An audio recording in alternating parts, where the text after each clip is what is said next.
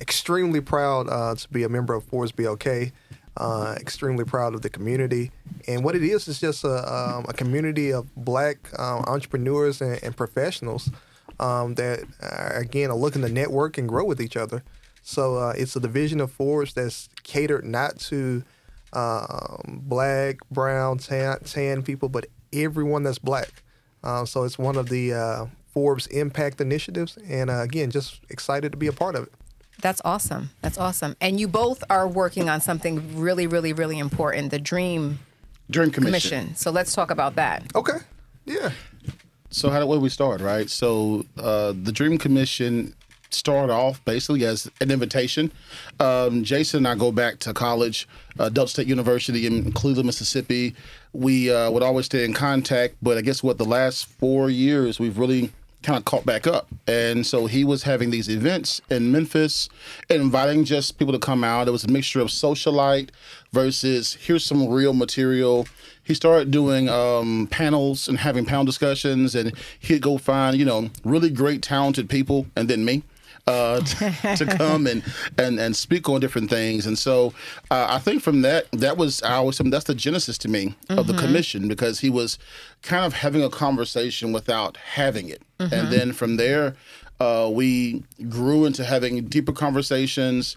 Jason has a lovely home in Memphis. He would let us come there and ruin his kitchen. And again, it grew into now us organizing, getting all set up, and really knowing what we mean, right? Which is we want to deal with the systemic issue of wealth disparity and the impoverished community that's also an uneducated community.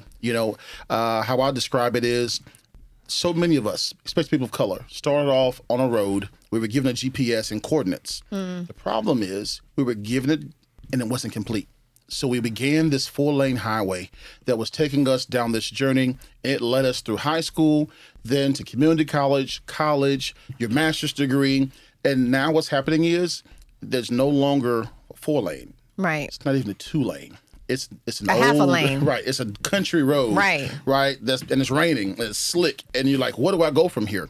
There's no answer. And so we have generations of individuals who are passing down again, this wealth disparity, but they're not passing down education of how to get out of it, right? Grandma had bad credit, mom has poor credit, and now here comes the Discover cards, right? Capital One cards, and you have learned nothing on how to have wealth management or apply it. Right.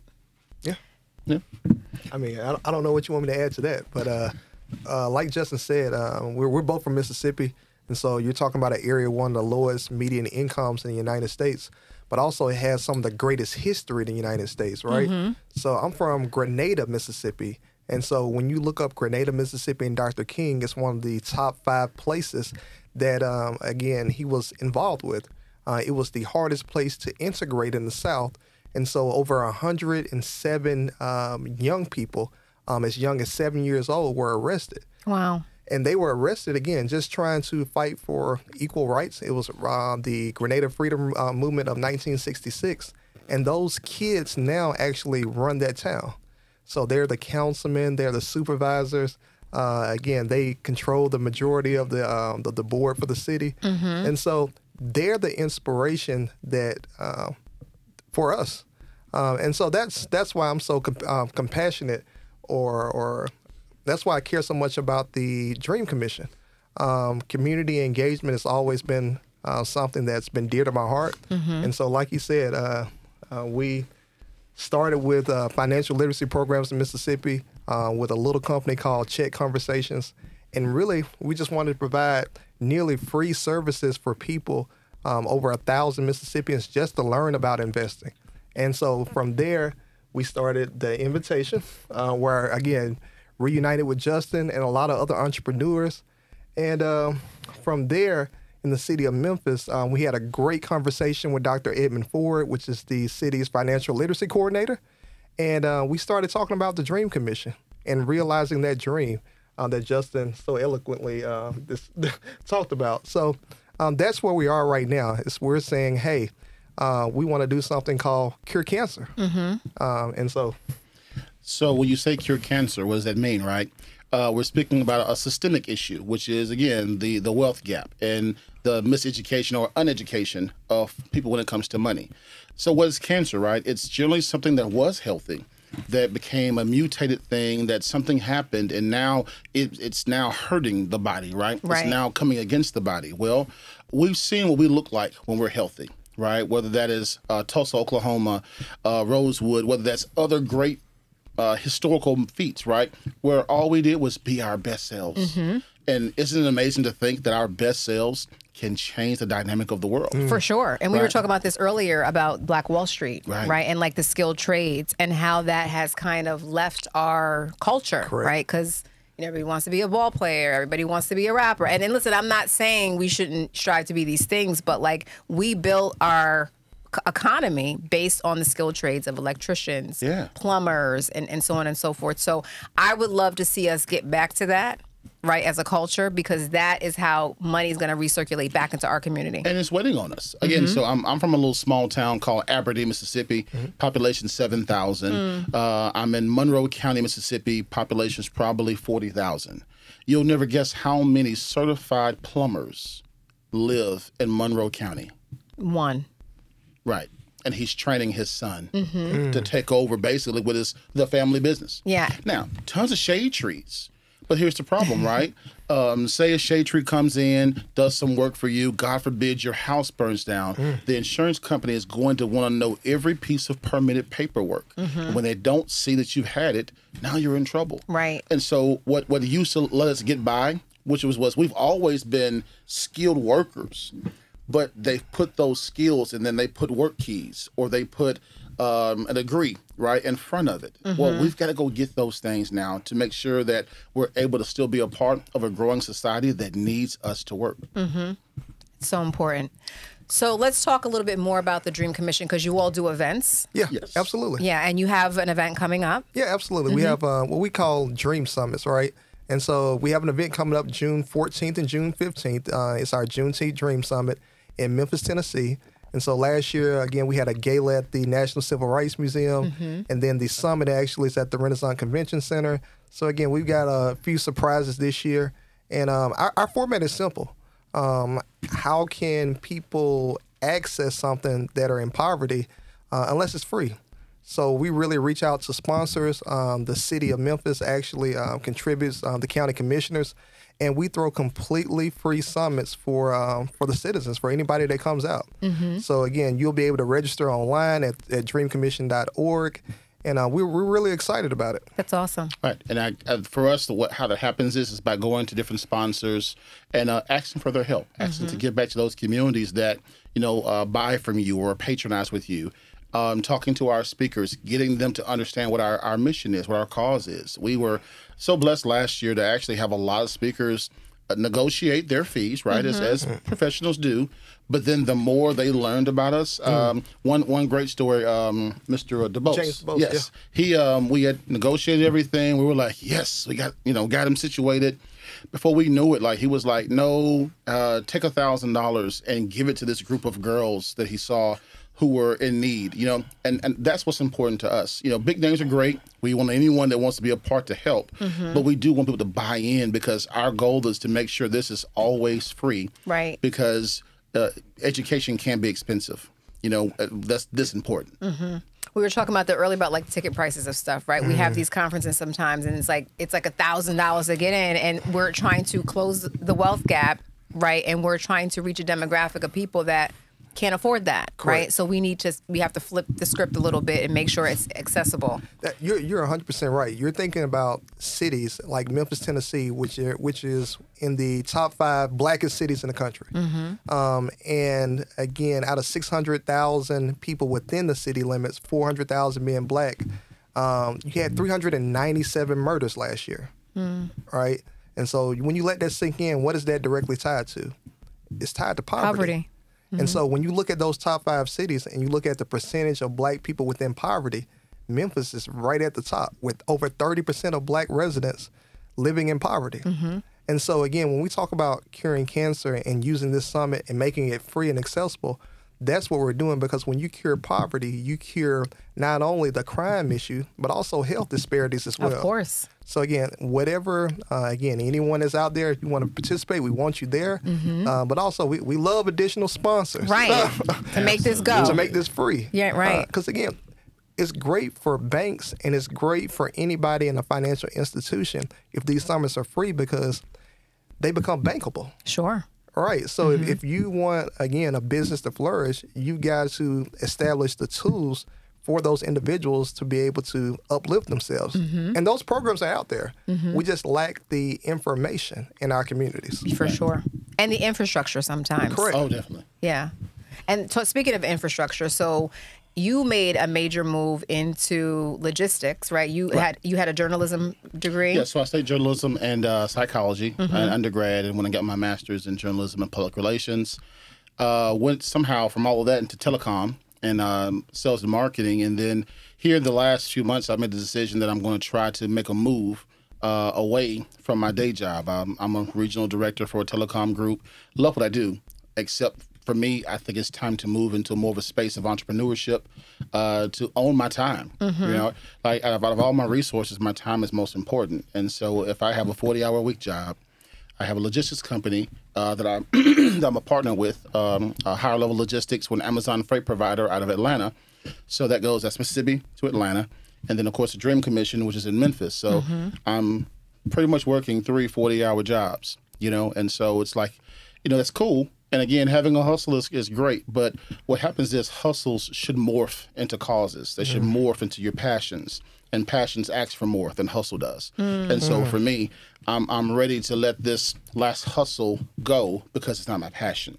So that's kind of where I am with it. But it's so important to me because as I'm learning more about it, and when we're in our second year, there's less than 20% of people that look like you and I that own an Amazon freight partnership or a DSP.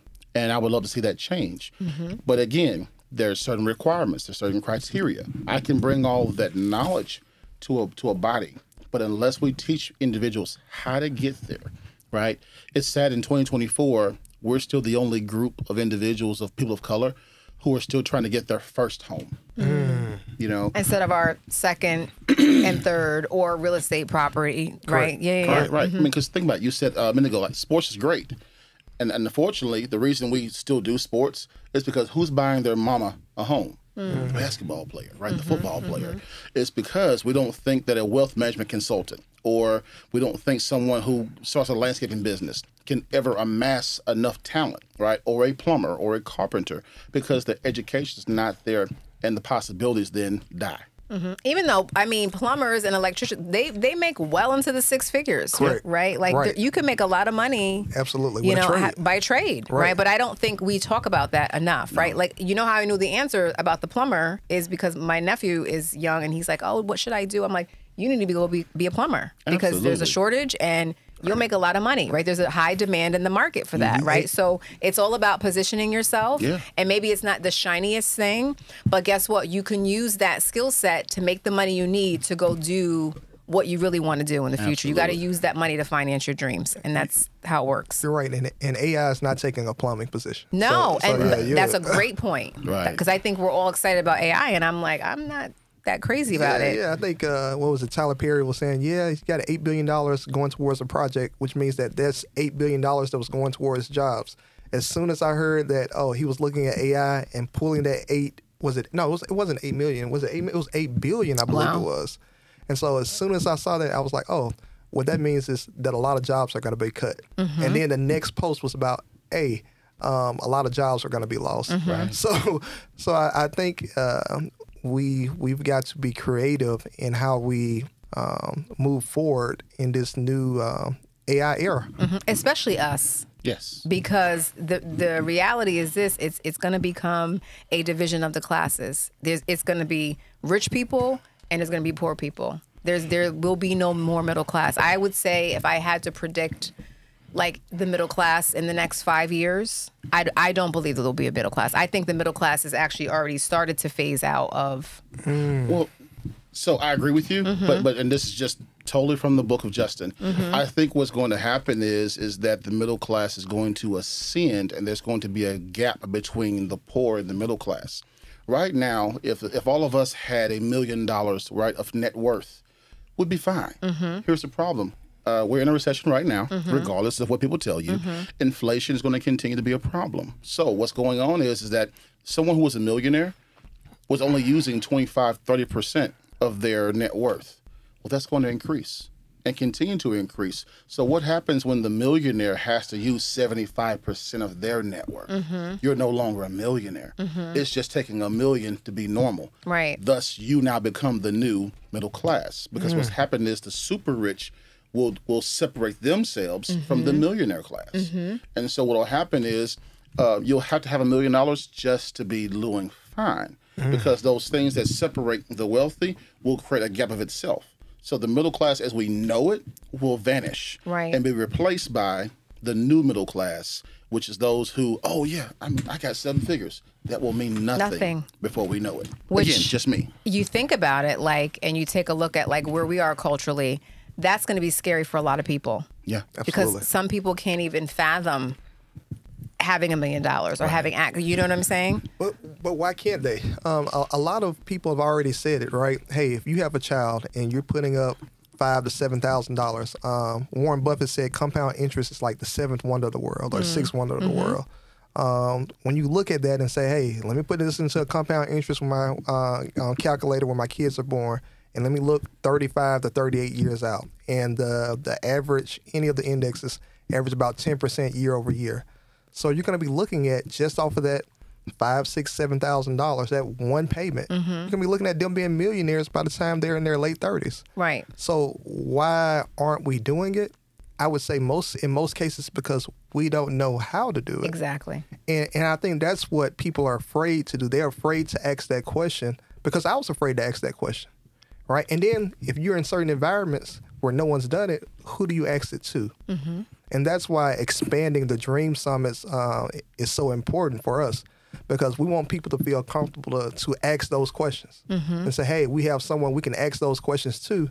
And hey, you may not have the money, but guess what? We've got different resources for you that can help you for free. Right. Right. And then I think also what we do is so important is that we teach them that time is not your enemy. There's so many people, again, I hate to keep beating up on athletes, but they become instant millionaires.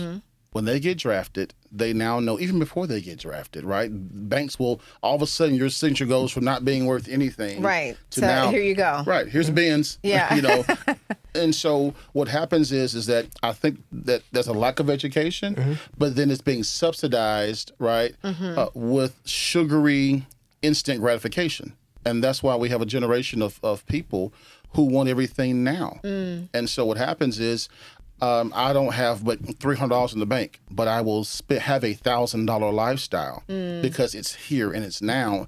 And I'll go borrow from Dave or these other groups, right? And so I start this cycle of debt for nothing more than appearance. And before I know it, I'm 45, 50 years old, and I'm still trying to keep up an appearance when I could have used that time to build from the ground up. Well, again, I think I like to debate my brother all the time. Yes, he does. I think, again, it comes from a place of lack of knowledge, but also a mentality that's been taught to us, right? Hey, someone's always going to take this money from us, as they have in Tulsa, Black Wall Street, as they did between, again, 1864 and 1876, which was a prosperous time for Black people right after during Reconstruction that people really don't talk about. So there's always this mentality that someone's going to take this money from us. So a scarcity mindset. Right. So everyone says, oh, let me go ahead and spend it and live it up, YOLO, right? But I think once they understand, and a lot of people from various walks of life in our community, some that you wouldn't think, understand that, and they'll actually invest. And so we just have to get that knowledge out there. I have faith in our community that if they have access and they have the information, that they can change. Right. And that they will change the diaspora of our communities. Agreed. And again, I agree with you that there is a large segment that can and will change. But we also cannot ignore the fact that many of them have been pacified. That's true. Right? You know, everyone's not just wearing, you know, nice watches and big chains for nothing. That's true. They see it, right? We all like nice things. If cars didn't matter, you would see more Subarus than Mercedes, right? That's true. Or what have you, right? You would see more minivans and Lambo trucks. We have been taught to go and seek the best things and be showy. And so I'm with you with the education piece, because we have to teach that that's not the way either. You know, we have to teach everyone that if you can't buy something 3 times, then you really can't afford it. Right. You know, and those principles, right? Getting back to just basic economics is because we're really behind. And I say that because think about every trend. What Bitcoin, NFTs were a big thing, right? Guess who was last to the party? Us. Right? Now it's $1 billion industry, and we still don't make up for less than 1% of it. You know, now we're talking about AI, which is a $1 billion industry. Guess who's not a part of it? Us. Right. So I want to challenge that, though. Okay. So of us not being a part of it or us not engaging in it, I think what scared a lot of people, and I know we talked about this earlier, was during the COVID era, when a lot of the stimulus money was coming out, we saw the number of black investors almost triple, right? Because people took that stimulus money and said, hey, I don't want to work. Look, I see a lot of nods. They don't want to work for anybody else. They say, hey, let me find a way to flip this money. This is free money. I'm already getting a check. Let me go ahead and take this money and say, hey, let me start a business, right? Or let me figure out how to invest. So you saw so many people on Clubhouse and all these other, again, platforms because they couldn't go anywhere, right? So they had to read. They had to watch something. And it was like, actually, we took a dark time and turned it into something positive. And then it stopped. Right. That's true. And that would be my rebuttal to you. It's called AMC. It's called Robin Hood. It wasn't an authentic move that we made, in my opinion. Because I was there to say, show me another time where we've done that. Well, show me another time. I can tell you another time when we did that, again, was 1860, when they had access to the funding. And if you give us equitable access and the information. So you had to go from 2020 to the 1800s. That becomes the problem. That's too big of a gap there, which means we're doing something else in that time, which is, back to our point, not having the education and, again, being pacified. Again, our whole society is being attacked from 2 points. That's systemic, though. And I'll say this, and it's probably a dangerous statement, but I'll say this, right?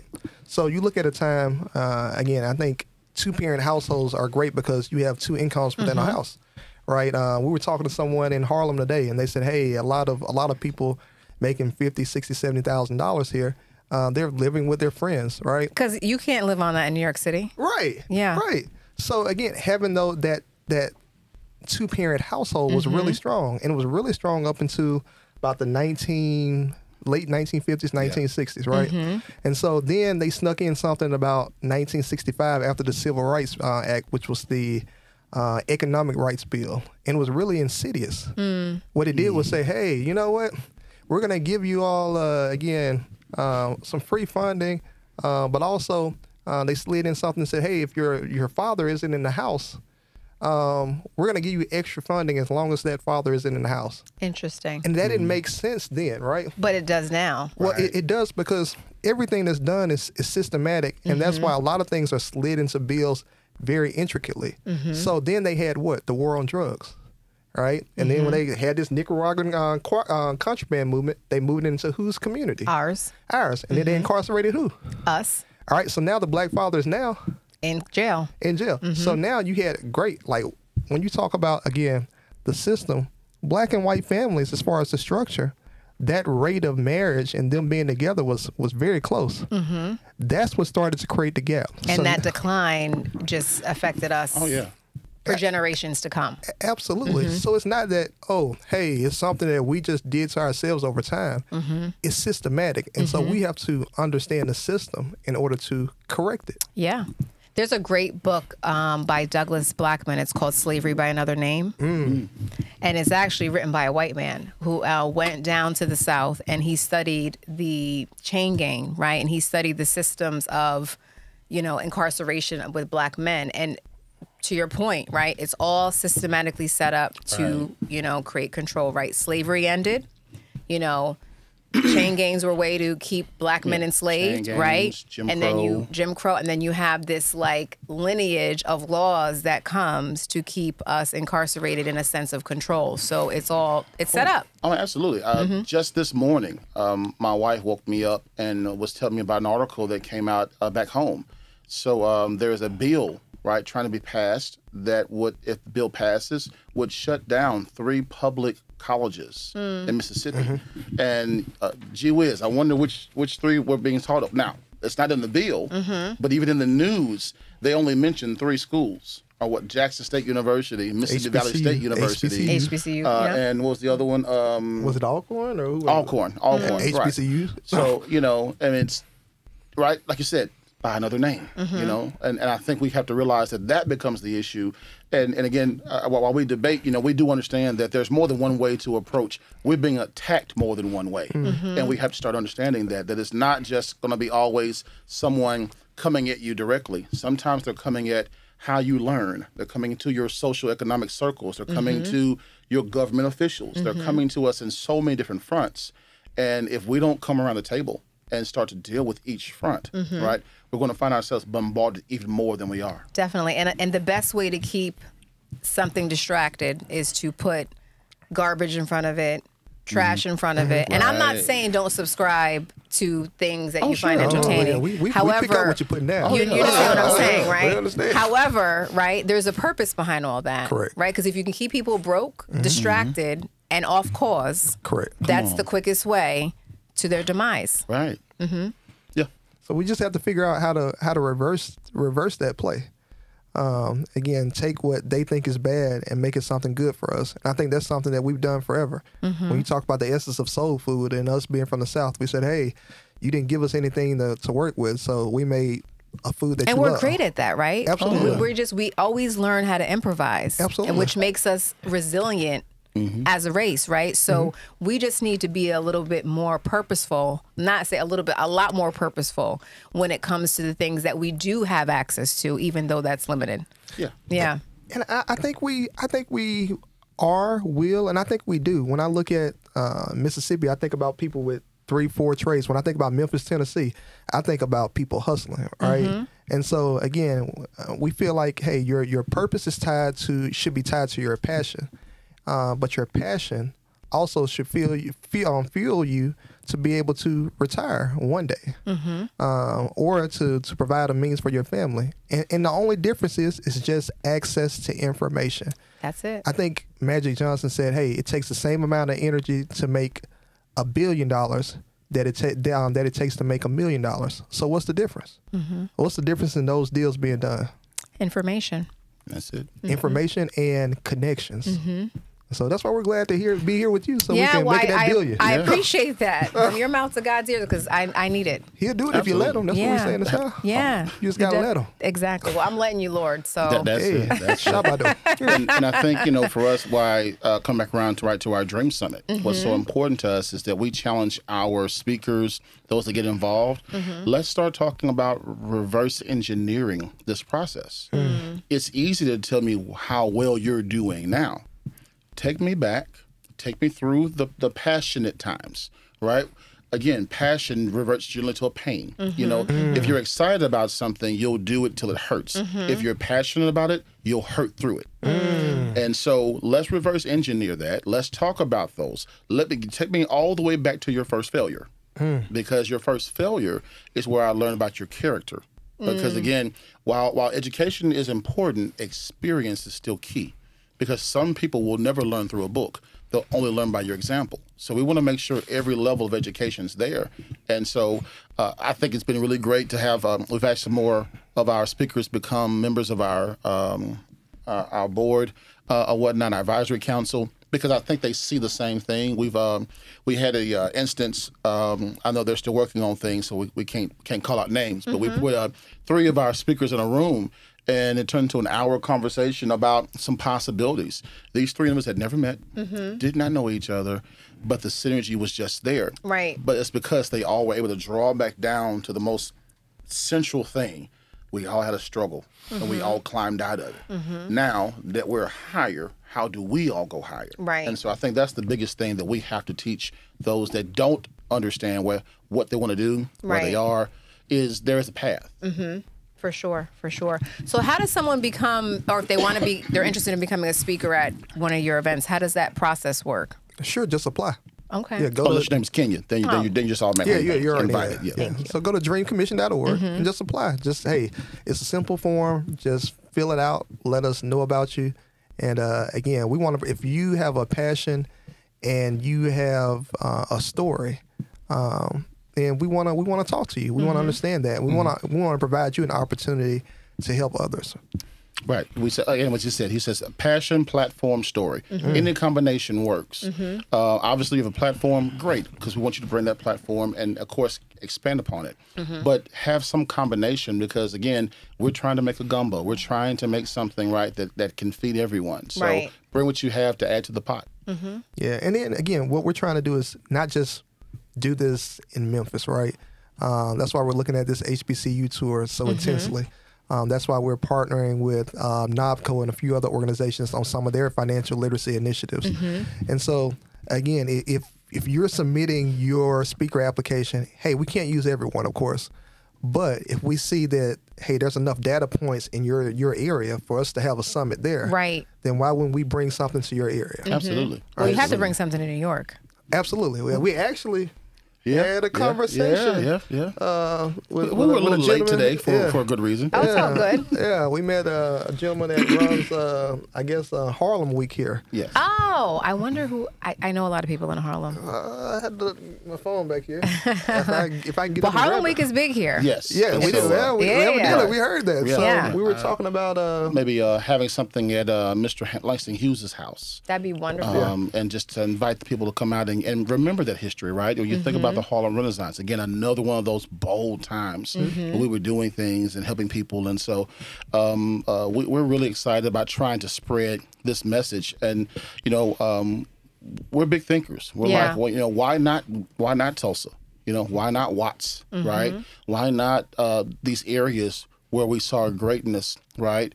To quote Mr. Why not Harlem? Harlem is still great. I'm like, look, we're in New York, brother. I'm like, and that's what the gentleman was saying. Why not Harlem? And so again, when you talk about Langston Hughes' home, and it was so significant to us.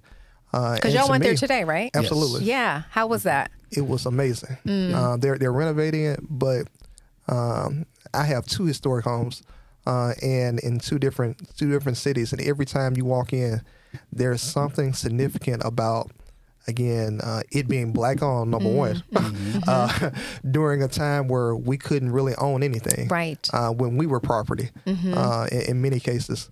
And so the second part of it is everyone's probably favorite poem from Langston Hughes is what? A Dream Deferred. A Dream Deferred, right? And so our purpose is really to fulfill the legacy of Dr. King and his dream. Right. And when he died, he didn't die for civil rights anymore. That had passed. A lot of people don't, like in our generation, don't understand that, hey, civil rights had passed in 1964. He passed years after that.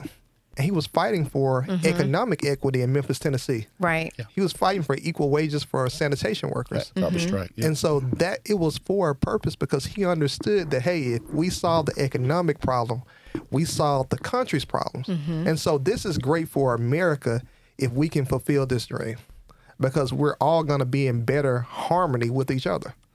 And so that's, again, a major thing. I'll say this last thing before I turn it over to you and Miss Kenya.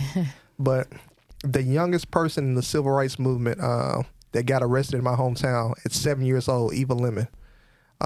There's a historic picture when you type in Dr. King desegregation of him holding this little 7-year-old girl's hand. And he's walking her to school. And I had a conversation with her before the MLK holiday this year. And I said, hey, I know we never had this conversation, but were you afraid when Dr. King was walking you to school? Because if I'm a kid and I'm walking with Dr. King, he's a hero at that time. It's 1966, after 64. I mean, after the civil rights movement passed, I would be brave. I'm like, yeah, I'm brave. She said I was scared. And I said, well, why were you scared? She said, well, he walked with me to the doors of the school that she was desegregating, but he couldn't go through the doors. she had to walk through at 7 years old to this all-white school where these kids hated her because not because they hated her, because their parents had instilled that into them. Right. And they got chased after school by adults. And so she had to walk through those doors herself. And now, again, those kids run the town, run that city, and they're actually friends with a lot of those kids they went to school with. But I thought about that aspect, and I said, that's the purpose of dreamers like Dr. King. And that's the importance of a Kenya, a Coach Kenya. And that's important of a Justin. Because as dreamers, of course, we achieve our dreams. But our goal as dreamers is to lead others to the door of the aspirations of their dreams. That's right. And inspire them to have the courage to walk through them. And that's how we really leave a legacy that outlives us, is to, again, not just achieve, but work together to help others to go through that door. That's right. That's right. That's so powerful and so touching. Look, Mississippi will touch you in a lot of different ways you never expected. It will affect you. Absolutely. Absolutely. Yeah. Well, I guess I don't know what to say after that. For me, you never really, lost the words. Come on now. Really? Look, he even laughing at you. Come on now. We don't believe you. No. For me, it is personal because when I think of dream, right? When you dream and you realize that dream, you are imagining your destination. That's the end. What we don't understand is that once you dreamed it, now you begin the journey. Right. And the journey does not look like the dream. Most times it's a nightmare. And we have to realize, though, that if you see yourself through the nightmare, you'll see the dream. And so when people look at what's going on in Memphis, in New York, all around the country, it may look like a nightmare, but the only difference between a dream and a nightmare is how you respond to them. This is true. And so for us, our dream is to see a time where everyone has the same equal footing for finance, where regardless, there's no redlining, there's no systems against us. We're educated to understand it, and we're all maximizing it based upon our own decisions. And I think that's our dream. But right now, we're in the process. Yeah. And you have to pass the test of tenacity a lot of times. Absolutely. To get there. Absolutely. So, but I appreciate you both coming here today. Yeah. Yeah, and I want to make sure that everybody knows how to connect with you. So what's the best way to connect with you, follow you? So obviously, dreamcommission.org. Catch us there. Also, Instagram, JUSCROS, Just Cross. And coming soon, justcrosby.com. Great. Yeah, absolutely. Again, thank you, Coach Kenya, for having us here today. Easy way to reach us is www.thedreamcommission.org. Again, if you want to speak, you want to be a sponsor, you want to be a sponsor, you want to be a sponsor. Yes, Lord. Yes, Lord. We invite you. Again, if you want to follow me personally, you can go to my website, iamjasonanderson.com. Also at Instagram, Hard Work Approved is my handle. And again, thank you. Thank you. And we're both on LinkedIn. Of course, LinkedIn. Perfect. Jason Anderson. Justin Crosby. There it is. Well, thank you for being here on Power Move. And until next time. All right. Thank you so much.